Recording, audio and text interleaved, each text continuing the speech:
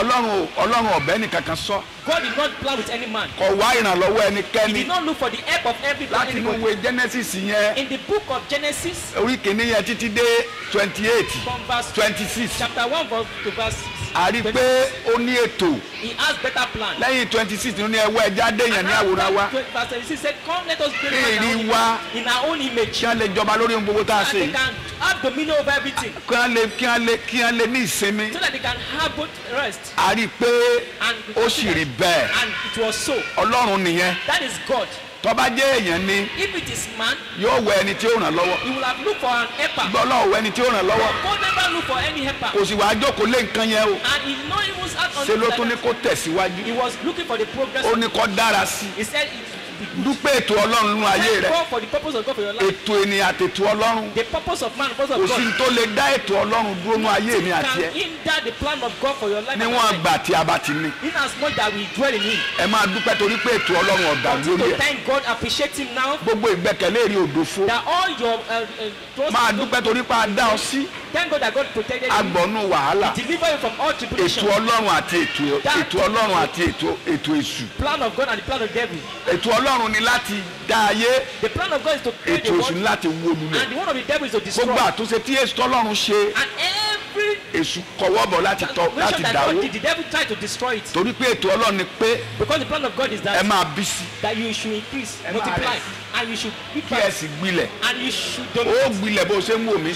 You will Máa you dúpẹ́ will o. be enlarged, Torí pé Ọlọ́run ti gbé ọ sókè. because God has lifted you. Máa dúpẹ́ o. Thank God. Ikú mì ọ́, And the àrùn mì death ọ́, sickness shake you, ṣùgbọ́n kò rí ọ gbèsè. but it not overcome you. Àánú yẹn gbé ọ ró. It has mercy Ó gbé ọmọ rẹ ró. uphold your Ó children, gbé ilé rẹ ró. uphold your house. Máa dúpẹ́. Thank God. Máa For dúpẹ́. you to appreciate Wọ́n it. tó ń sunkún yẹn má You sunkún that yẹn. is weeping, don't weep Wọ́n tó anymore. wà lórí àìsàn yẹn. You that on the sick bed, Mo gbàgbọ́ pé àìsàn yẹn ò lè gbé ọ lọ. believe that that sickness will not kill O you. máa bóde nínú àìsàn You yẹn. will surely come out, Ètò Ọlọ́run á sì wá sí and the ìmúṣẹ. plan of God will come to pass. Torí pé Ọlọ́run fẹ́ kó o mọ títóbi o. Because God wants you to know His Ló fi greatness. fààyè gba àìsàn yẹn That is why He has allowed the kí sickness, o lè mọ̀ pé Ọlọ́run so kan wà. that you can know that there's a O God. lè kú sínú àìsàn You yẹn. cannot ever die in that Máa sickness. dúpẹ́ pé o lè kú. For you to appreciate God, thank Him. Máa dúpẹ́. Thank God. Ètò Ọlọ́run ni pé ń bọ̀ Ọlọ́run dá ohun gbogbo tán. The plan of God is after He has created everything. Tó dé 31 That's 31. Genesis Genesis chapter. olóòótọ́ Ọlọ́run dá dáradára ni. Everything God created were good.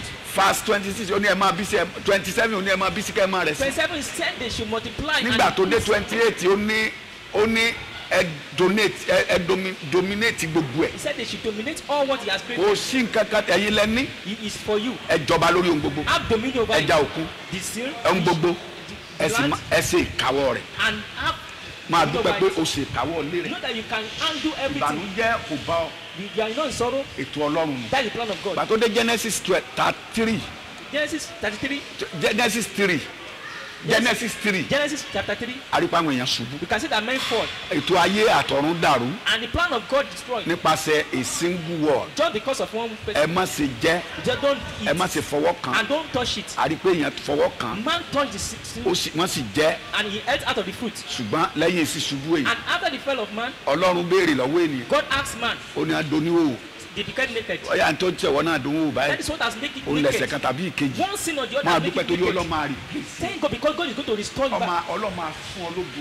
God is going to give Ó you máa glory. fún ọ ní ọlá. He will give you Ó máa fún ọ riches. He will láṣeyọrí. give you success. Ètò Ọlọ́run láti gbéga. The purpose of God Ètò is to èṣù láti build bá up. mọ́lẹ̀. That of the devil is to destroy. Èèyàn donírira sí Ọlọ́run. Man become Àwọn abomination to ọ̀rẹ́ God. Ọlọ́run di ọ̀tá Ọlọ́run. The friend of God become enemy. Àwọn tí ń wo Ọlọ́run lọ́ọ̀kan tí ń wo Ọlọ́run bàǹtàbàǹtà tọ́lọ́ ń tọ̀ wọ́n wá tí ń bá wọn dọ̀rẹ́. People that go fellowship with every day, A rí i pé wọ́n dọ̀tá Ọlọ́run. they were departed from God. Ọ̀nà tí wọ́n náà gbà dọ̀tá Ọlọ́run lónìí Ọlọ́run wọn ṣàánú. The way you have become the enemy of God, Ádámù God have àkọ́kọ́ mercy upon you. ṣubú o. The first Adam fall, Ọlọ́run create Ádámù. and God created the second Ìgbà tó Adam. dé Genesis orí kẹrin yẹn And when you go to chapter 4 of Genesis, orí kẹta yẹn verse, ẹsẹ̀ 15 chapter 3 verse 15, ó ní he said, ẹnìkan ń bọ̀ sáyé somebody is coming to this world. yóò pani á pani He gìgísẹ̀ will be oní ó sì sọ di kíní. And he's going to overcome the àdìpé serpent. bẹ́ẹ̀ lórí. And it was so. so Ọlọ́run ó létò. God has ó planned. fẹ́ gbé Ádámù mi kọjá He wants to raise up another láti Adam, lè mú káyé dúró so that he gbẹngbẹng. will restore back the world. so pẹ̀lú orí ọ̀fẹ́ By the grace of God, abẹ̀sí sọ àsọtẹ́lẹ̀ and there was prophecy nípa Ádámù ẹ̀kejì about the second Adam. pẹ̀lú orí ọ̀fẹ́ Ọlọ́run. And by the grace of ẹ God, já lọ sínú ìwé Àìsáyà book of Isaiah, orí kẹsàn-án chapter 9, ẹni tó bá rí láti ẹsẹ̀ kẹfà from verse 6. kí ló wí. nítorí a bí ọmọ fún wa. torí pé a bí ọmọ kan fún wa a fi ọmọkùnrin a fi ọmọkùnrin kan fún wa ìjọba yóò sì wà ní èjìká rẹ̀. ìjọba yóò wà ní èjìká rẹ̀. a máa pe orúkọ rẹ̀ ní ìyanu. orúkọ tá a fẹ́ fún bàbá rẹ̀ a máa pe orúkọ rẹ̀ ní ìyanu wàá rí They ìyanu. become wonders. You will see wonders. gbogbo ìyẹn máa sàmì wàá rí ìyanu. You see wonders. a bí ọmọkùnrin kan fún wa A man is born unto a us. bí ọmọkùnrin kan fún wa A son was born a unto máa us. pe orúkọ rẹ̀ ní We ìyanu. can call- His name as he called wonders. ọ̀yá mọ̀ olùdámọ̀ràn. nígbà tí ayé bá ti pin When the ó everything is nìkan end, lolùdámọ̀ràn he's the only one that is a á gbọ́ counselor. yíyanjú torí He pé will counsel you ayé ní ìfẹ́ ògo because you want ayé nífẹ̀ẹ́ ọlá people want riches. ayé nífẹ̀ẹ́ ìmọ́lẹ̀ People want light. ayé láìkí kí wọ́n máa gbé They gẹ̀gẹ̀ want people to be held to ṣùgbọ́n help tí them. ìṣòro bá dé But when problem comes, á di olùdámọ̀ràn they will become a á counselor. máa sọ fún ọ pé báyìí ló God ṣe will become a counselor. He will tell you kèé this sí one. òkúrò èèyàn o He's not a liar. bàbá ayérayé ni He's an everlasting God. ẹni tó lágbára ni He has power. ẹni tí ò lè kú ni He will never die. ó ní bàbá ayérayé The everlasting God, olùdámọ̀ràn the counselor, ọ̀yá mọ̀ ọlọ́run alágbára. ọlọ́run alágbára ni the almighty God. òtí tí ò lè change There's nothing that cannot change. ayé tó ti kú aṣọ di The rere dead world he can restore back to ayé life. tó ti bàjẹ́ aṣọ di A rere life that is dead can restore ọlọ́run back to tí life. ń jẹ́ èmi The nìyẹn God as I am so olùdámọ̀ràn alágbára is a counselor, is the almighty tó God. ti kú aṣọ di àyè The dead thing he will restore it back to life. aṣọ di ohun gbogbo torí a ti kọ́ nípa tiẹ̀ láti ìwé Genesis pé ń bọ̀ àpáta táyé Because sí it has been written concerning to restore Ádámù it back. kaba ṣubú If another Adam falls, àgbẹ̀ Ádámù tuntun another jáde Adam will be restored back. pẹ̀lú orí ọ̀fẹ́ By the grace of ó God, sì rí bẹ́ẹ̀ it was so. wọn náà lọ kàtọ́ ọba Go délé and read it when you get to. pẹ̀lú orí ọ̀fẹ́ By the ọlọ́run grace of God, àtúnlọ sínú ìwé Àìsáyà yẹn that book of Isaiah 53 50 chapter ẹ 50. wòye àti ẹni yọ jẹ Look at the suffering Jesus Christ went through. problem tí ògo ní nìyẹn That is one of the problems with àwọn èèyàn kan behind fẹ́ glory. jẹ ìyà tí wọ́n fẹ́ fi wọnú ògo People they don't want to suffer, but àwọn they want to èèyàn go to glory. wọ́n fẹ́ wọnú ògo successful People want to enter into glory wọ́n successfully. fẹ́ wọnú ògo pẹ̀lú àánú They want to go into glory with ẹni mercy. aràn yìí tó jẹ́ Ádámù àkọ́kọ́ This first Adam that the Lord a rí pé ó mentioned, jẹ ìyà he suffered a lot. a rí pé ẹ̀kejì náà ńgbà tó dìde The second Adam also, ó when náà he rose jẹ up, ìyà torí pé he suffered because ẹni tó dojúkọ who he faced ó ní agbára is a mighty one. bàbá ayérayé ni The ó wà everlasting pẹ̀lú God. Ọlọ́run He was God. torí pé olówó gbé ìtẹ́ ẹ̀hún ga ju He's orúkọ going òun to lọ raise up his own throne òun ó above sì máa God. pé òun ó sì di ọ̀gá ògo jùlọ And he become the alẹ́ almighty God. sọnù He was thrown to this world. àtàwọn áńgẹ́lì tí wọ́n jọ dìtẹ̀ And his archangels. gbogbo àwọn tó dìtẹ̀ mọ́ ọ Everybody that wage war against you. tó dìtẹ̀ mọ́ iṣẹ́ That rẹ̀ wage war against your tó business. dìtẹ̀ mọ́ ìràwọ̀ rẹ̀ Against your career and your wọ́n star. jàjàlàjàlà ni Amen. The Lord will gbogbo destroy àwọn tí them. ń bẹ ní kíní wo lè sàmì wọn lọ́ọ́ jàjàlàjàlà Amen. The Lord will destroy nínú them. léyàn ọgbọ́n àtọ́ bá dìde pé ìràwọ̀ rí As òní many yọ that rise against your yọ star, padà wá ilẹ̀ they will be demoted. lórúkọ Jésù wọ́n ló fi hàn sọmọ ọ̀dọ̀gbẹ́ You will take them as your slave. wàá rí ògo Ọlọ́run lò Amen. ẹ jẹ́ ká lọ wo Àìsáyà 53 yẹn ẹ jẹ́ àwòyà àti Jésù fẹ́ jẹ ráńpẹ́ ta ni ó ti gba ìyìn wa gbọ́. ta ló ti gba ìyẹn wa gbọ́ ta ni a ti fi fi owó olúwa hàn. ta la fagbára Olúwa hàn fún nítorí yóò dàgbà níwájú rẹ̀. yọ dàgbà wájú ẹ bí ọ̀gbẹ̀lẹ̀ ń wọ ọ̀gbẹ̀. ẹ̀hẹ́n àti bí ìgbòǹgbò láti inú ilẹ̀ gbígbẹ. bẹ́ẹ̀ ni ìrísí rẹ̀ kò dára. ìdíṣẹ́ rẹ̀ kò dára bẹ́ẹ̀ ni kò ní ẹwà. kò ní ẹwà nígbà tí a bá sì rí i. nígbà bá rí kò ní ẹwà tí a bá fi kò ní fẹ́. ẹwà tá a bá fi fẹ́ akẹ́kọ̀ọ́ rẹ̀. akẹ́gàn rẹ̀ a sì kọ́ lọ́dọ̀ àwọn ènìyàn. akọ̀ látọ̀dọ̀ àwọn èèyàn ẹ̀ gangan Was rejected. ẹni tó bá máa dìde láyé If you want to be, if you inú want to be pàlàpàlà ni from dungeon, lọ́lọ́wọ́ ló ti máa develop the rẹ̀ Lord will develop it. ṣùgbọ́n má gbàgbé ètò Ọlọ́run But don't forget the plan of kò God. sẹ́ni lè bètò Ọlọ́run jẹ́ lórí ayé No man rẹ̀ can destroy the plan kò of God. sẹ́ni ó lè in life. bètò Ọlọ́run jẹ́ nínú iṣẹ́ rẹ̀ No man can destroy the kò sẹ́ni ó lè bètò business. ntọ́ wáyé wá ṣe Once you have come to this world to fulfill, níwọ̀n no àgbà man tó can bá ti destroy rọ̀ it. mẹ́ni tó láyé If àtọ̀run you can acquaint yourself with wọ́n God, ní akẹ́gàn látọ̀dọ̀ you àwọn will èèyàn rẹ̀ despise with by àìmọye ẹ̀gàn tí wọ́n máa a bá lot pàdé of reproach you are going to pass through. kí ló ń ṣe é And what has happened to so you? nìkan ni Is it the only one? kí ni ràn lọ́wọ́ What is helping? ayé awádìí rẹ̀ wọn ò sì ní rí People ọ will search for you, they will not find you. ayé ọwọ́ wọn ni wọn ò ní They will rí ọ search for you, they will search for your ògo secret. lọ́ọ́ jẹ́ lórúkọ You Jésù become a glory in the name of ìpín Jesus. rẹ̀ ó kú òun àhámọ́ Amen. ọ̀yá sẹ́mà ẹni ìkáàánú. ẹni ìkáàánú yóò sì mọ ìbànújẹ́. tó mọ ìbànújẹ́ ó sì dàbí ẹni kí ló fi káànú Why was it ẹrù tó so wá rù ìṣẹ̀rù tiẹ̀ because of the load he has òótọ́ ló to carry, ṣubú because of the suffering? ènìyàn ló He ṣubú man fell. ẹni káànú He was àwọn èèyàn mi tí wọ́n jọ mí tí wọn ò ní kú He said people that are putting èmi ó jẹ́ wọn ó yè I'm going to revive wọ́n you back. ti aṣọ òkèlè ti wà láàrin ènìyàn àtọlọ́run The garment of the time. mo fẹ́ lọ bírèkì ẹ̀ I'm going to break the kí temple àánú lè fara so that mercy can àánú má manifest. aṣọ òkèlè láàrin wa àti ọlọ́run yóò bírèkì ẹ̀ dá Amen. That garment between you and God. ìmọ́lẹ̀ ọlọ́run yóò mọ iye ayé ẹ̀ ká Amen. And the light of God. nínú ọ̀fìn ìran bàbá ẹ̀fìn ìran Is ìyá that dojo of the family circle? gbogbo ọ̀fìn tó kó sí Every dojo you have found iná yourself. ẹ̀mí máa jí ọ́ dájú. Amen. The Holy Spirit will fight bàbá you. yìí ti ìyà tí Jésù wá jẹ nìyí o That is the suffering that Jesus Christ went through. àìrò ṣetán láti fà ọ́ He's ready to bring you torí out. ẹni tí ò la ìyà kọjá Because the person that don't pass ó through lè sọ̀rọ̀ suffering, ìyà he cannot talk about ó lè suffering. sọ̀rọ̀ wàhálà He cannot talk about ó lè connection. sọ̀rọ̀ ègún He cannot talk about cause. gbogbo èèyàn tó bá bówó ńlẹ̀ náà lé bàbá Even àtìyá if you rẹ̀ make wealth in your family, láti ní ọpọlọ to have wisdom, tí yóò gbé that be able to handle the ó ní weight, láti la nǹkan kan you kọjá have to pass through some torí things. pé Because Ọlọ́run ṣiṣẹ́ Jesus is èèyàn working. náà gbọ́dọ̀ ṣiṣẹ́ Man also must work. Ọlọ́run látúnṣe God has repaired. tó bá ti gbé nǹkan lé ọ lọ́wọ́ As he hand over the ó ń goodness fẹ́ of kó you, o ní àtúnṣe he wants you to have a way to ó repair. sì fẹ́ kí nípasẹ̀ rẹ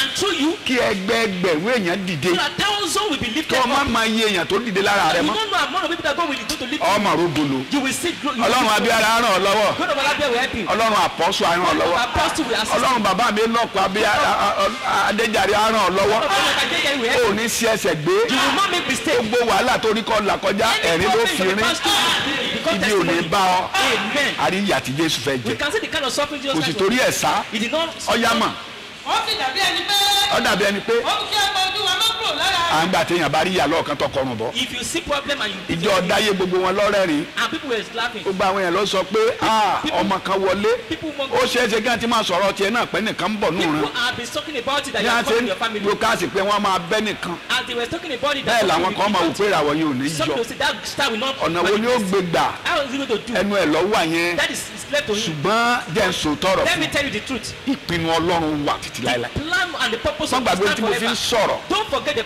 Ọlọ́run tó ní ètò God that has plan. Ọlọ́run tó ní ètò God that has plan. ẹ̀mí mímọ́ tó ní ètò The Holy Spirit that has plan. ọba tí ìjú yàn lẹ̀ God that will never neglect. ọba tó látúnṣe God lọ́wọ́ that have repair in his hand. so bí nǹkan kan bá ṣubú If anything ó falls, ní tó fẹ́ mú jáde there's something you want to bring out. ó ní ṣubú dànù You will not fall.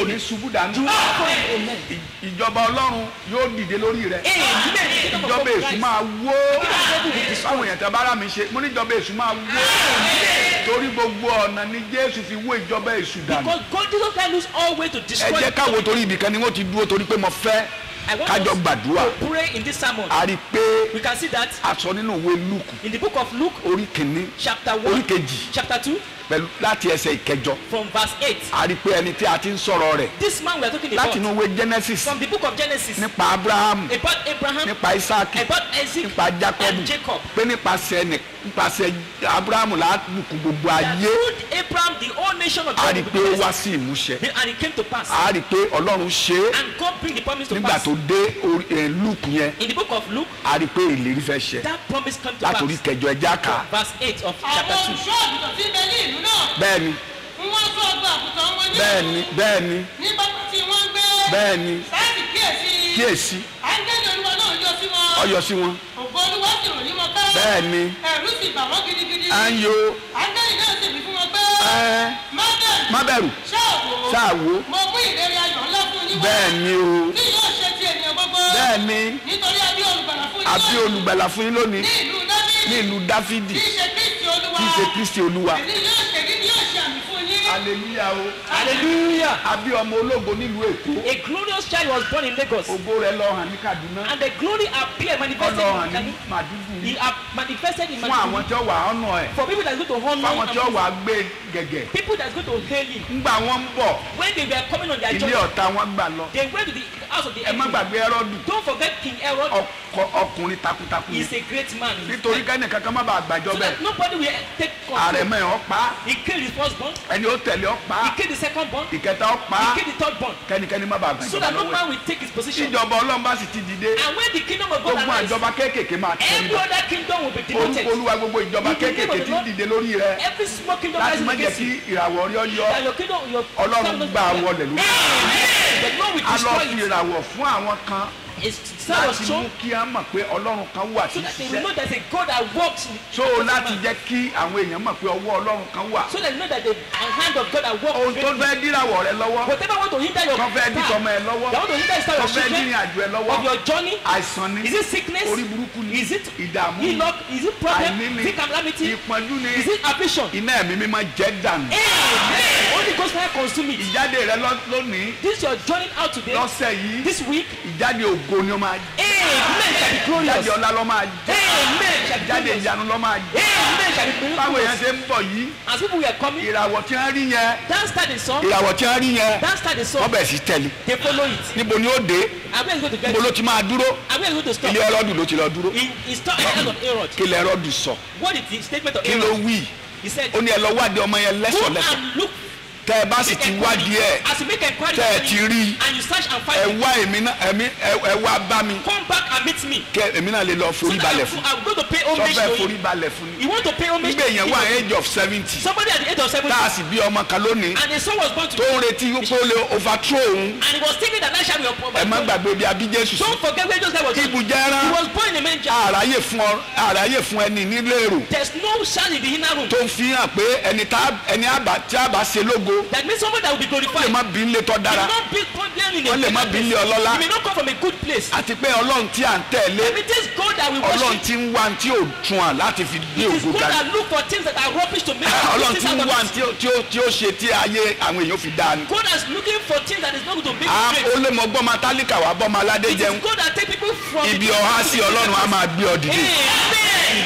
ìlérí ọjọ́ pípẹ́ àṣẹ Amen. Long àánú time ọjọ́ pípẹ́ àṣẹ Amen. májẹ̀mú ọjọ́ pípẹ́ àṣẹ Amen. Long time ògo lọ́jẹ́ ó débi ọ̀fẹ́ dé Amen. ọ̀sàmí níbi tó wáyé lórí bẹ́ẹ̀dì yẹn ikú yẹn ò ní pa ọ́ Amen. That kòró yẹn ò ní gbé ọ lọ Amen. ètò tí ayé ń ṣe lórí rẹ yóò bàjẹ́ Amen. ètò ọlọ́run máa dúró títí láéláé Amen. The plan of pẹ̀lú God- orí ọ̀fẹ́ Ọlọ́run. By the grace of God, nígbà tí ẹrọ́dù ọmọ ibi tọ́mọ yẹn wà when Aaron the ẹ má prophet- ẹ̀yin amòye mẹ́tẹ̀ẹ̀ta don't forget it. pẹ̀lú ọrẹ àti ẹlọ ọ̀tá lọ́rẹ̀ kẹ́ wá padà bá mi Say go and meet him and Kémi come náà back to lè me forí balẹ̀. so that I will pay homage to him. ọ̀tá rẹ̀ àforíbalẹ̀ fún ọ. Amen. Your enemy will power for you. gbogbo ẹni tó ló wọn pàràwọ̀ rẹ As men that say they will kill your star. yọ padà kú ni lórúkọ Amen. Jésù. You'll be ẹni ó ló destroyed. wọn sọ̀rọ̀ àwọ̀ rẹ dẹ̀ kú People that say they will turn their Ọlọ́run máa gé wẹ́wẹ́ slaughter them. ilé èrè àti ọ̀nà rẹ ìran rere tó rí yọ wá sí mu ṣẹ Your good plans come to ikú ò pass. ní pa ọ́ Amen. ikú ò ní pọmọ ẹ Amen. ikú ò ní payẹ Amen. àrípérawọ̀ Jésù You can see the star of Jesus wọ́n Christ. débẹ̀ wọ́n bá ọmọ náà They saw the child. tí ẹ̀wò kíní àjẹkù koríko wọ́n gbélé lórí They put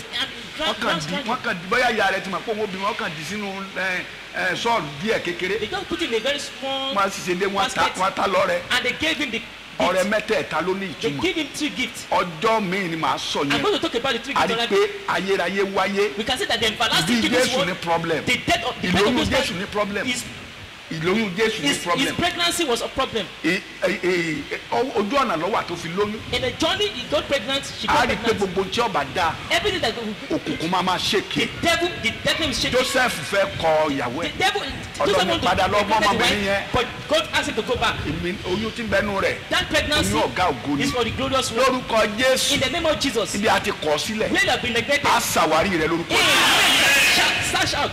ibi tá a ti sọ ọ́ nù Where you have been ọ̀dẹ ni neglected, àwárí Amen. God will find you ọwọ́ tí ó out. lé Ọlọ́run fi bọ́ ọ lò Amen. gbogbo ohun tó skátà mọ́ ọ lọ́wọ́ nínú ìpàdé Everything that kòró is yìí destroyed during this COVID-19 tó rí kó jọ that you cannot gather, Ọlọ́run yóò kó jọ fún ọ padà the Lord will restore it back to orí ni you. ọ ẹ̀mọye èèyàn ní jẹ lábẹ́rẹ́ gbogbo ẹ ti collapse Everything that is collapsed, lórúkọ Jésù ohun gbogbo tó ti collapse Ọlọ́run ó gbé dìde Amen. The Lord will restore it back to you. ọ̀pọ̀lọpọ̀ ló ní ilé ìwé báyìí You know, people have school. ọ̀pọ̀lọpọ̀ ló lóhun gbogbo Some people have some great business. ọ̀pọ̀lọpọ̀ ló ní ilé Some people have house. nípa wàhálà ẹlòmíì ti Because of fẹ́ the talé problem, tán some people are about to sell their house now. ẹlòmíì ti fẹ́ ní wàhálà Some people tán are having problems now. hypertension ti mú ẹlòmíì Hypertension is affecting life. hypertension yóò kú láyé rẹ Amen. That ẹ̀yin is bàbá what bàbá will mi happen to tẹ́ jẹ́ ikọ̀ Ọlọ́run tẹ́ ní ìjọ you. ńlá My ńlá fathers in the Lord that ẹ rí i have pé accepted. materials ó dogun You can see that material things have become problem níbi now. gbogbo tí a ti ń bá bọ̀ Everywhere we are becoming from, owó oṣù tẹ́ ń sẹ́ ẹ̀rí sí even the money Gbèsè ti lọ rẹpẹtẹ. there are debts over Ọlọ́run it. yóò dìde The Lord will rise. Olúwa yóò The dìde Lord will arise. God is arise and sign in your ministry in the name of Jesus ẹkú tó ń sun yẹn That weeping, ó rí ṣe dalẹ́ o you will have joy. ó rí ṣe dalẹ́ You will have joy. mo ń sọ̀rọ̀ lórí pé I'm talking ìṣubú about- àti ìdìde The word and rise of Jesus bí Christ. òpó kan ọba ṣubú If another wáyé fún òpó mi. another one will not rise up. àmú òpó ádámù àtijọ́ ọba ní àbùkù If the first Adam will not have àní problem, wáyé fún the àbùkù second Adam will àti not pé have. abrahamu kejì dé The second Adam came, tí í ṣe ti ààyè that is the living one. gbogbo wàhálà tí bàbá yẹn bá pàdé All the problem he passed through nígbà tí a sì lọ sọ fún Joseph when they told bí ọmọ yìí take this child, ó di ilẹ̀ Egypt take him to Egypt. ibi ilẹ̀ Egypt láti wo Jésù o Jesus Christ was taken care of in ibẹ̀ ló Egypt. dúró sí That's where he dwelt tó fi dìde till he rose up. ìgbà mi ogun a máa léyàn kó lé And bàbá this ẹ problem can take you a out of máa your father's léyàn house, kó lé yẹ out of your a mother's máa house. léyàn kó nu lé We take bàbá it ẹ out of your family. ṣùgbọ́n o But one thing is pẹ̀lú this, Ọlọ́run with God, ohun gbogbo ní ṣíṣe everything is possible. àìsàn a máa sọ ọmọ ológo di ọmọ ilẹ̀ Sickness can destroy a global site. ẹni tí gbogbo ayé ti ń wọ́rí fún a máa dẹni tí gbogbo ayé ọmọ yẹ̀yẹ́ People have been hailing. èwo ló dé báyìí And what's the kind of problem Kí ló is ṣe é? What has happened to him? àwọn tó pè ń bàbá tó pè ń ìyàwó People you àwọn call lè for yẹ̀yẹ́ that, they rẹ can mock you. bọ́mọ bá tí wàhálà ọmọ bá pọ̀ If the child problem, ọlálágẹmọ ti bímọ they say they tàìmọ́jú alágẹmọ kù sí to take care of his ṣùgbọ́n pé children. eléyìí Listen to this. tó o bá rọ̀ mọ́ àwọn tó la nǹkan tá a wí kọjá If you hold on to people that are Ọlọ́run supposed to tá do a rán wáyé this, God has sent this word. torí gbogbo ohun tí ó bá pàdé That no all this is tí good kò about. shake It did not shake. tó sì dúró And it's tó ṣiṣẹ́ ìgbàlà yẹn and it did the work of yóò salvation. ṣe tiẹ̀ láṣẹ pé Amen. Perfect your salvation. yóò ṣe tọmọ rẹ láti pé We perfect your kí ní life. bọ̀ nínú jẹ́ láyé What is causing sorrow kí in your láyé life? fi ń jẹ ọ́ níyà People are suffering. àrípa agún Màríà ní ọkọ̀ We can see that agún Joseph lọ́kọ̀ Joseph passed through. àkọ́bí rẹ̀ dẹni tí gbogbo ayé ń lé The first son passed lẹ́yìn through. ìgbà tó bẹ̀rẹ̀ wàásù When he started preaching, àrípé wọn ló ń preach people say they are, bí a tasẹ́tasẹ́ he's preaching with authority kì í and ṣe power. bíi ti Farisí àti àtàdùsí Not like of the Pharisees. ìyàtọ̀ bá tí ìràwọ̀ bá ti dé bá gbé ìràwọ̀ wáyé If you carry start kó tó rí lò before you use ó it, nídìí láti rọ̀ mọ́ Ọlọ́run you have to acquit yourself torí with God. pé Because tó o bá rọ̀ mọ́ you Ọlọ́run not acquit yourself with no God. more solution in this earth Kò sí ọ̀nà àbáyọ. only solution in this earth is Jesus Ọ̀nà Christ àbáyọ kan ṣo ni Jésù Kristi. Jesus Christ solution Jésù Kristi ní ọ̀nà àbáyọ kan ṣo. anybody Ẹnikẹ́ni lórúkọ Jésù in the name of Jesus. wàá di solution fún gbogbo ayé Amen. wàá di solution fún gbogbo ayé Amen. Jésù wá jìyà Jesus Christ suffered. oní tí Jésù bá ń jìyà If Jesus Christ suffered, àwọn ò lè máa sá we cannot run away. nígbà lẹ́yìn ìjìyà Jésù After the suffering of Jesus Christ, Jésù di tí gbogbo ayé ń ṣe every word gbogbo was òbí tó ti worshiping. ní ogun Every word that's ó problem di ẹrẹ̀ tí à ń tẹ̀ tí ń jáde ń bò is mí like a mud that people mash over. so bí wọ́n ṣe ń tẹ̀ pé a gbọ́dọ̀ gbórúkọ ẹ̀ mọ́ As they mash that, Láti we don't ìpìlẹ̀ nígbà tó over ti it. kú. After he has ẹ died, má dárúkọ yìí don't mention this á name kìlọ̀ again. fáwọn ọmọ ẹ̀yìn They told his disciples, ẹ fẹ́ kú ni you want to die? ó ní ìjà wa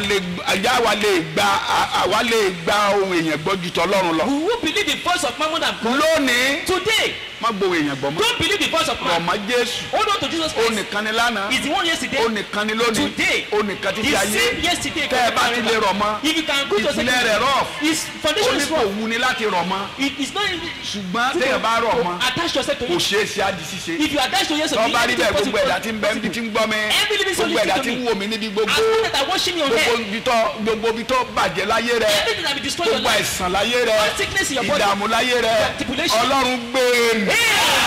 God will swallow it. ọba àwọn ọba gbé mi Amen. olúwa àwọn olúwa gbé mi Amen. láti ìgbà tó ti bẹ̀rẹ̀ tó ti di pé Jésù dìde tá a gbé lọ sí When Egypt Jesus Christ rise up and lẹ́yìn take ọdún the- mẹ́ta after 3 years, afarahàn Joseph afarahàn bàbá Jésù ẹni ọ̀tá rẹ̀ ti kú o the angel appeared to Joseph and the ọmọ tó enemy has kú died. tó kú ní Násárẹ́tì The kò ní yé o people that die in Nazareth Nítorí were so ikú much Jésù because of Jesus àti Christ, bí Jésù because of his birth. ntọ́ kan kì í ṣe kékeré o The problem he passed through is not àrípa small. àwọn ọmọ kú The little children àwọn were èèyàn àwọn tó bá ti slaughtered. jọmọ ọdún márùn lọ upward From 2 years old upward, pípadànù ni they killed all the little ṣùgbọ́n children. Bíbélì wí pé But the Bible makes us to know àwọn èèyàn sun ẹkún that the world ní ti Násárẹ́tì ti Jùdíà at Nazareth and ṣùgbọ́n Judea. Jésù wá sáyé But Jesus Christ came to this ó rí world. iṣẹ́ yẹn ṣe Is fulfill his ìwọ assignment. náà ó rí iṣẹ́ ayé rẹ̀ ṣe Amen. You fulfill your purpose. ohun tá a rán ọ kò ní kú Amen. a rí You pé fulfill your assignment. Jésù jáde fún yìí rere Jesus Christ went off for a rí evangelism. pé wọ́n gbé Jésù wọlé Jesus Christ entered ní ọjọ́ kẹjọ the 8th day. àdàbà ẹyẹlé ohun gbogbo a rí pé a fi tẹ̀lé Was pẹ̀lú celebrated orí ọ̀fẹ́ by the Ọlọ́run grace of God. Jésù jọba Jesus reigned yóò sì jọba títí ayé and he will reign forever. kí ló wá wí fún ọ What was his statement to nínú you? ìwé níbi mo fẹ́ parí ẹ̀ sí This way nìyẹn I'm going to conclude nínú it. ìwé Matthew The book of Matthew 24 chapter 24. ọ̀nà àbáyọ rẹ That nìyẹn is your way out. Matthew Matthew 11:28 11:28. Matthew 11:28 abẹ́ẹ̀rí ẹ wá sí ọ̀dọ̀ mi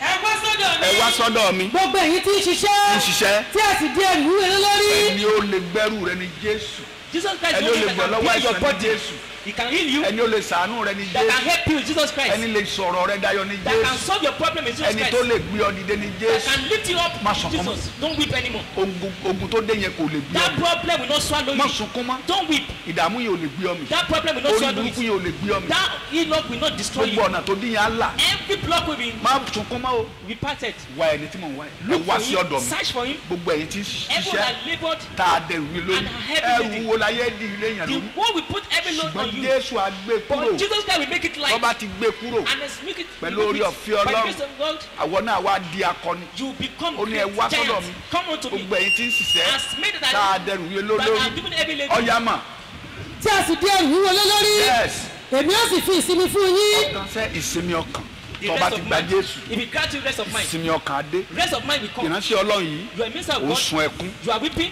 pé ọ̀nà rẹ̀ ṣe á rí báyìí That why is your Ayé life rẹ̀ like ṣe this? wá rí And báyìí. your life is like this. Má bẹ̀rù. Don't fear. ògo ń bọ̀ Glory is coming. ọlá ń bọ̀ Rich is coming. gbogbo ayé á ọ̀nà ẹ̀ People will honor ìran you. rere tó orí tá a fi bí ọ That good vision. nípa tí wọ́n sọ ń pa rẹ̀ What has the prophet yóò wá said sínú will come to iṣẹ́ pass? tí Jésù ò tẹ̀rì Jesus Christ was not kò demoted. sí bá a ṣe mánítò ẹ̀tọ́ àwọn ètò The ìṣù way they monitor him, the enemy did not wọn overcome. ò rí ṣe o They did not succeed. ó ṣàṣeyọrí He succeed. ó wá ń sọ pé ẹ wá sọ́dọ̀ The mi man said, come unto gbogbo me. ẹ̀yin tí ń ṣiṣẹ́ And make that tá a dẹrù lórí that having yóò fi everybody sinmi let fún you, I ọkàn yín will give you rest. ohun àkọ́kọ́ tọ́lọ́run ní nìyẹn The first thing ìjọ is Ọlọ́run tẹ́ ẹ bá wọ̀ tí ọba ti ṣiṣẹ́ mi mẹ́ Any church you enter, Ọlọ́run there's no kọ́ ló rest. dá a lẹ̀ Be the church of ibi God. tẹ́ ìrántí Ọlọ́run tẹ́ ẹ bá súnmọ́ Any minister of God tí ò sì sinmi nínú ọkàn and yín there's no rest, ẹ sá fún please go away from it. lórúkọ Jésù In the name of Jesus Christ, ẹni rí àmì ńlá ṣe as you can respond, ohun tí amen. wọ́n gbà lọ́wọ́ rẹ What has láyé been taken from you, tí wọ́n sọ ọ́ de ẹdun and arinlẹ̀ you have been tó fi doni òbí ti ọgbà and Édẹ́nì you have become naked. Ọlọ́run fi iná dá padà fún ọ Amen. They don't restore it back by fire. Ọlọ́run fi ògo ó dá padà fún They ọ don't restore it. Ọlọ́run fi ọlá ó dá padà fún ọ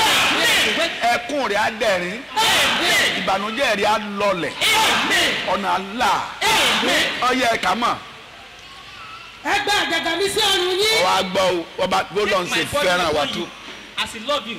yóò fi ìsinmi fọ́kàn wa He will give you rest, ṣùgbọ́n kò ní tú ọ lẹ̀ but he will not release you. kò ní tú ọ lẹ̀ o He will not release you pé kò máa ṣe ètò ọba so that fẹ́ you will do whatever you like. èmi náà lájàgà I have a burden. ọba tó gbájàgà sí alọ́run I will not put burden upon bó o you ṣe ń jalè bọ̀ kọ́ ọ má jalè mọ́ so that you will not steal anymore. bó o ṣe ń purọ́ kọ́ ọ má purọ́ You mọ́ are a liar before you not lie bó o anymore. ṣe ń hùwà burúkú yẹ kọ́ ọ má hù mọ́ Your evil way you not go back to tẹ́ńbẹ́lẹ́kún it. ọ̀tẹ̀ kó o mú kúrò All kind of evil in your hand. kíbikíbi You tó o bá ń will lọ negate it. nínú iṣẹ́ ìránṣẹ́ kó o rí pò ń ṣe dáadáa So that you will be doing good in your bọ́lọ̀ ministry. bá ti ń bless ẹni kọ́ ọ má bless ìjọ And as God bless you, bless máa the church. bless àwọn aláìní Bless the needy. máa bless àwọn opó Bless the widows. máa bless àwọn ọmọ aláìní bàbá Bless the shed. kí ṣẹ́jú rẹ lè wá dáadáa So that your so torí pé máa san táìtì ẹnu pay iṣẹ́ your ìránṣẹ́ tithe in the ministry. bí gbogbo tó o bá wà máa san táìtì ẹ Everywhere you find yourself, pay má your tithe. gba ara rẹ sẹ́gbẹ̀ kan Don't neglect. Put má yourself. jẹ́ káyé rẹ wà lójú kan Don't make like your life. ètò Ọlọ́run wà fún ọ dáadáa The problem of God is great so in life. tó bá ti gbájàgà yẹn lé ọ lọ́wọ́ As he put the body upon you, support ministry tó o bá don't wà support the ministry you find má yourself. wà bí aláìsí Don't just be there. ilé iṣẹ́ tá a bá ṣiṣẹ́ bí a kì í gba sálárì Any place you are not working, you cannot Má collect gbàgbé salary. o. Don't forget. báńkì tá a bá fowó sí Where you did not deposit a kì í money, kọ ṣẹ́ẹ̀kì láti lọ gbowó ń you bẹ̀ cannot withdraw money from it. ṣùgbọ́n pẹ̀lú Ọlọ́run But with God, ohun gbogbo ni ṣíṣe all o things are possible. so tó o bá ti lè ṣe é And if you can do this, àánú kú o mercy, there's still oríire mercy. wá o There's still o goodness. sì ní dààmú mọ́ And you will not find the ọ wà nínú problem. àwọn aláṣeyọrí You'll be among the yóò successful ṣeé ṣe ones. fún ọ It shall be well with you. àṣeyọrí máa di tiẹ̀ Amen. ó sì rà àánú Ọlọ́run gbà Amen. kò ṣeé ṣe á di ṣíṣe Amen. Jésù Olúwa wa wàá gbàdúrà kan Now pray this prayer ó point. fẹ́ fún yín ládùúrà mẹ́ta I want to give you three prayer àdúrà points. àkọ́kọ́ rèé The o first prayer point is this. mo ti wọnú ayé I've come to this world. ẹrù God, ọ̀ràn ni á dìlù mi every ìwọ tó evil fẹ́ load gbé upon ẹrù me. ayé tó gbé ẹrù ayé You that carry the load of the tó world. dẹ́rù bà ọba àti ìjòyè That cost. ẹrù ayé ni Olúwa gbé kúrò Lord, pátápátá remove every burden of ọyẹ your life. sọdàdúà In the name of Jesus. God have come to this world. Every load upon my life. You that carry the load of this world. Every load of Jesus. Burden upon me. Lord, remove it in the name of Jesus. Every burden of the enemy. Every evil burden of the enemy over my life. Lord, remove it in the name of Jesus. You carry the burden of the world. Lord, and you succeed.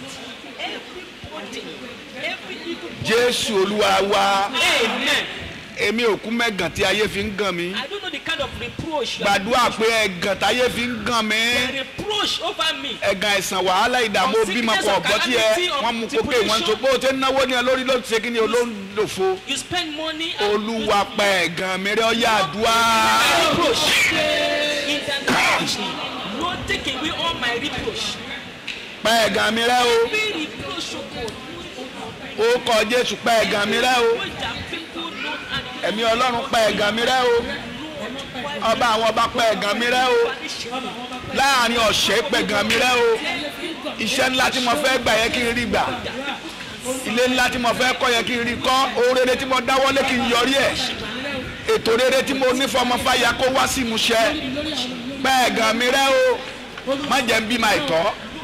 má jẹ́ àwọn ọmọ mi padà wá tún ṣẹrú. Jésù Olúwa wa. àdúrà kẹta rèé o. Third prayer point. máa fẹ́ kọ́ gbàdúrà yẹn dáadáa. Pray fervently. fi gbogbo agbára táì ní mi. Look with all your power in bí aláàánú dìde fún mi. Raise up. ìwọ ikọ̀ àtìríjú ọlọ́yẹ kó ló ń sùn. Minister of God and ẹkún weeping. kọ́lọ́kàn kú o. No weeping as in pa ẹ̀gàn mi rẹ́. Take God to remove. bí aláàánú ńlá dìde fún mi. Raise up benefactors. jẹ́ kí ìṣubú mi kó jẹ́ ìdìde ńlá Let yé. my fall become a jẹ́ kí n miracle. tí mò ń là kọjá di ẹ̀rí. When I'm passing to let become ó ní yóò testimony. padà di ẹ̀rí fún It yín. will surely become ó testimony sì for you. gbọ́dọ̀ di ẹ̀rí fún ọ. But it must become ó testimony. gbọ́dọ̀ di ẹ̀rí fún mi. It must become testimony gbogbo for tí me. mò ń là kọjá yìí. Every of my Olúwa experience sọ di ẹ̀rí. now, Lord, turn it to testimony. gbogbo tí mò ń fẹ́ All what I want, jẹ́ máa rí rọrùn. Lord, grant to me ọ̀yá tó bá màdúrà gbàgbà o. Pray in the name of Jesus. Lord, wipe away all my reproach, God. Every of my experience, God, what I'm passing through, Lord, turn it to miracle. Lord, turn it to miracle. Turn it to miracle. Turn it to testimony. Turn my life to testimony. Every experience I'm passing through now, Lord, every of my problem, God. Jésù Olúwa wa. Testimony. ẹni bá mà mí ṣe ló kù sí lọ́wọ́ báyìí. Answer in ntọ́ sọnù gbà padà. restore back. ntí ayé gbà lọ́wọ́ rẹ lójú àlá kọ́kọ́rọ́ àṣeyọrí yẹn gbà padà. Of success. agbára ògo yẹn lórúkọ Jésù gbà padà. ọlá tí ayé sí lára rẹ yẹ ọlá yẹ kó padà. ìdààmú tí ń bẹ láyé rẹ yẹ ò ní rí mọ́. Ọlọ́run àgbàlá ìtura ò tí túyàn la yóò tú ọ lára. Ọlọ́run ẹsẹ̀ abíára yóò tú ọ lára. Ọlọ́run mádàyése yóò tú ọ lára. Ọlọ́run àpọ́sù yóò tú ọ lára. ẹni fẹ́ dètò rẹ rú Ọlọ́run gbẹ́sẹ̀ lé. tọ́ bára mi ṣe àìsàn tọ́ orí àkéte àìsàn tọ́ wáyé kọ́ jáde ńbẹ̀. owó ìnáwó ibi tí wọ́n fún ọ yẹn ò ní ní mọ́. bí Jésù bá ṣàṣeyọrí ní láti Gọ́gọ́tà dé Káfárì ọ ṣàṣeyọrí.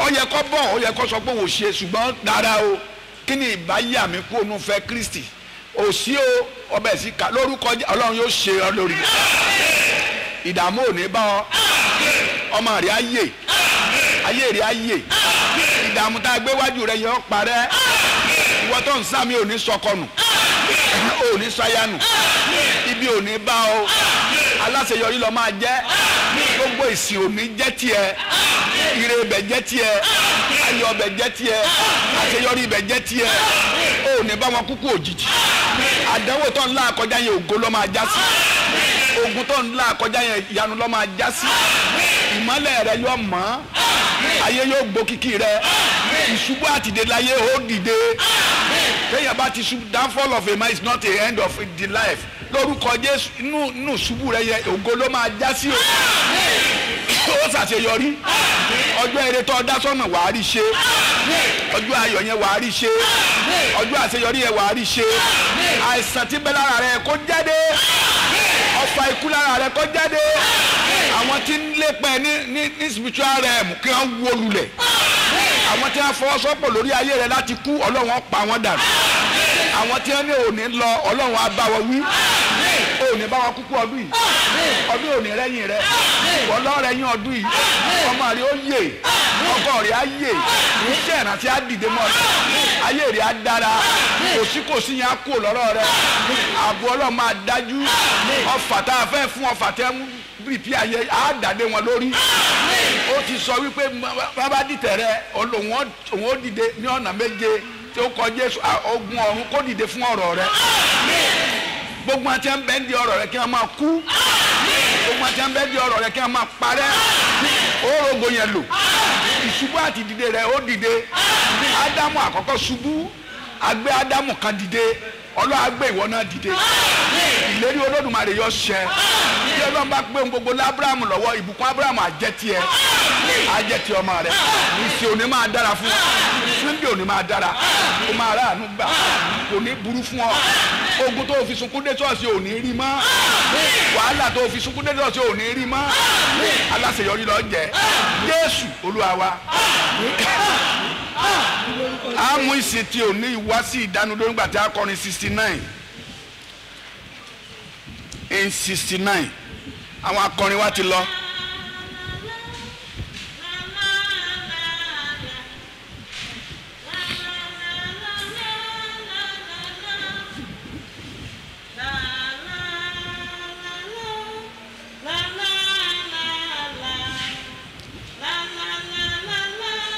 Borúkọ Jésù ti dùn tó. Borúkọ Jésù ti dùn tó. Ògo ni fún orúkọ rẹ̀. Òótọ́ bànújẹ́ àtọ̀gbẹ. Ògo ni fún orúkọ rẹ̀. Ògo fún kọ rẹ̀. Ògo fún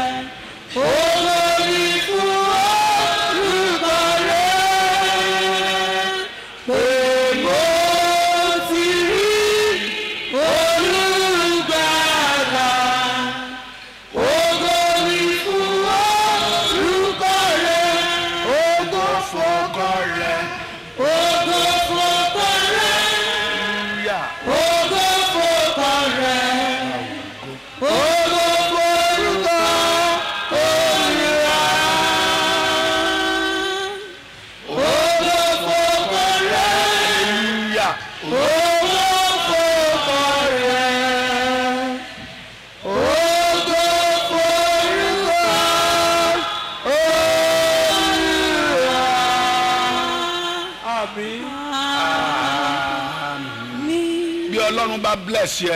God has blessed you nípa ìsìn tí a òní through this service of pẹ̀lú orí ọ̀fẹ́ àwọn èèyàn wa ní stúdíò.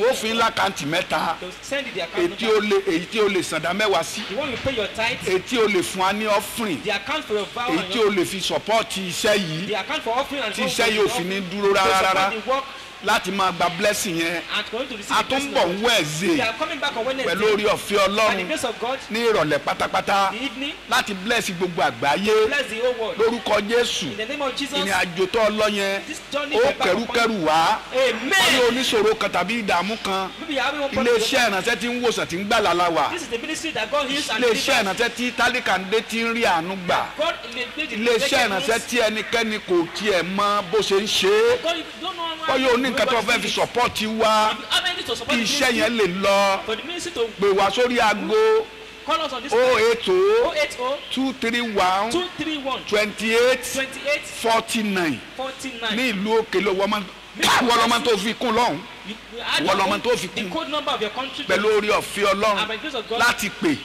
call ọjọ́ Monday and all on ní Monday ìrọ̀lẹ́ in the evening ọjọ́ Tuesday and ní Tuesday ìrọ̀lẹ́ in the evening. ní Wednesday má pè dáadáa torí ọjọ́ iṣẹ́ ni táwọn bá ti lè tú alẹ̀ ní ìlú Èkó Don't call on Wednesday because it's a day of work. ọjọ́ rírí ìyàn ni It's a day of counseling. ọjọ́ tí a tiẹ̀ lè gbé fóònù rárá Can't ni even pick your call. so fìyẹn lẹ̀ Thursday On Thursday, you can láàárọ̀ tàbí ní call. ìrọ̀lẹ́ In the morning or the evening, pé you can call. ntọ́ ọba fẹ́ láti fún kánsẹ́lì If you need kò counseling, sí ìlú tó wà any country you tọ́ ọba gbóhùn wòlíì Ọlọ́run if yìí you hear the voice pé of the kó o ní kó prophet ṣe báyìí and you ask it to do àwa this, èsì ìdúgbò èèyàn àti pé kó lọ mú wa never fraud your ṣùgbọ́n tá a bá ní authority. kó o ṣe Whatever we ask you tọ́ to ọba do, ti lè ṣe if you can do it, ìyanu ni o you will see miracle. tọ́ ọba ti lè díjú ṣe If you can just ẹ̀rín do ló it, rìn you torí pé ọ̀rọ̀ rẹ̀ á dayọ̀ because of ayé ń retí rẹ báyìí yóò fún ìrànlọ́wọ́ people are expecting ìjọ Ọlọ́run yìí ń retí rẹ fún ìrànlọ́wọ́ church is expecting your help. lórúkọ Jésù In the name of Jesus. ò ní sí aláìní pọ̀njú ò ní bá ọ Amen. nílùú Èkó In Lagos, a ní ilé agbára kan bẹ̀ there's a powerhouse, 24 hours làdúrà ń lọ 24 hours prayer. Abẹ́òkúta At Abeokuta. ló mọ ọba rẹ̀ No more barren pẹ̀lú program. orí ọ̀fẹ́ Tuesday kejì ní Every second Tuesday. má gbàgbé ní Rwanda Don't forget pẹ̀lú Rwanda. orí ọ̀fẹ́ Ọlọ́run By the grace of God. every Thursday Also every Thursday. ní ìlú Ìbàdàn That is it, pardon. ilé ìwé wa nílùú Ìbàdàn ìránṣẹ́ Ọlọ́run ọ̀fẹ́ wá kẹ́kọ̀ọ́ lọ́dọ̀ wa You want to come to our Bible school? or part-time Or pastor you want to do part-time ní ìlú program? Èkó ń bí In Lagos here. yọjú sí ẹ̀kọ́ta wa Come to the headquarters. nàmbà 35 to 37 35 to 37. Ẹgbẹ́dà Akówọnjọ Ẹgbẹ́dà Akówọnjọ. a fẹ́ ìrànlọ́wọ́ rẹ We need your help. a fẹ́ ìrànlọ́wọ́ We rẹ need your financial help. àkókò ní eléyìí This is the time. Ìbàdàn Thursday kejì On Thursdays. ló mọ bàrẹ̀ No more barren. TV a wà lórí TV And we are on TV every Saturday every Saturday evening. 10 to 10 to 10:30 10 to 10:30. every Saturday Every Saturday. tó bá fẹ́ wò ní YouTube If you want to look on ní YouTube, Lagos television Lagos television. yóò sì dáa fún Shall be ọ well with you. tó bá lẹ́jẹ̀ tó fẹ́ ṣe If you have any jẹ́jẹ́ vow, you o want lè to san látòrí hotline pay it on an every Wednesday for Miracle Night Gbogbo ọjọ́ miracle ní tí wọ́n bá ti sí alẹ̀ when ní Wednesday we are free, ó ń bẹ̀rẹ̀ láago mẹ́wàá we'll start by ó ń 10, parí láago méjì by 2 in the night. yóò sì dára fún ọ Shall be well with a you. ní power house kan ní Àpòmù We have a power orí àpáta ni on the mountain. 48 acres ni It's for taking òsì tó bá débẹ̀ tí Ọlọ́run kò ní Nothing you ṣe do for them that God will not do. ìyanu ní eléyẹn It's a miracle mountain. Ọlọ́run ní ṣiṣẹ́ ń bẹ̀ God is working yóò sì miraculously. dára fún ọ Shall be well with you. so yóò ṣí ọ o And God will work miracle in gbogbo your life. àwọn lákòókò yìí By this time, gba Jésù accept Jesus fàyè rẹ Christ. fún Give your life to Him. yóò sì ṣàánú fún And He ọ have mercy upon you. Jésù Olúwa wa Amen. counseling time ọjọ́ Wednesday ni Every Wednesday is counseling ní dédé aago mẹ́wàá from sí aago 10 mẹ́rin to 4 p.m. bye now God will bless your life Amen. God will bless your home Amen. God will bless your children God Amen. will move in your life Amen. you will not regret your life Amen. God will exalt you to the end in the name of Jesus. Amen. God will protect you in the name of Jesus. Amen. You will not lack. Amen. You have a successful. Amen. You will lay your hand. Amen. You will succeed. Amen. By the grace of God, your heaven must open. Amen.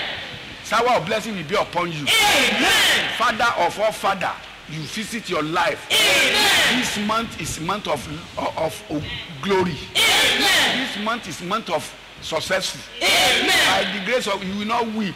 you will reach. In the name of Father, in the name of Son, in the name of Holy Spirit. You will go out with peace. Come out with peace. All sickness of COVID, you will not cast it. You will not cast it. By the grace, you will not cast it. Your children will not cast it. All your way must be a successful time. In the name of Father, in the name of Son, in the name of Holy Spirit. In Jesus' name I pray. Amen. Amen. In Jesus. Hallelujah. Hallelujah.